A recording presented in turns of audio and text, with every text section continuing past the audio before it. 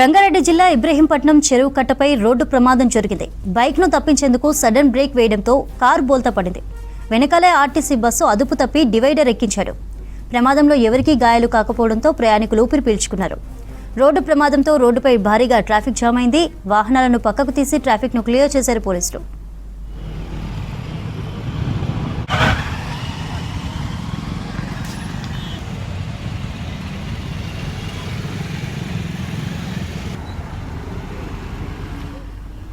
రంగారెడ్డి జిల్లా ఇబ్రహీంపట్నం చెరువు కట్టపై రోడ్డు ప్రమాదం జరిగింది. బైక్ను తప్పించేందుకు సడన్ బ్రేక్ వేయడంతో కారు బోల్తా పడింది. వెనకాలే ఆర్టీసీ బస్సు అదుపు తప్పి డివైడర్ ఎక్కించాడు.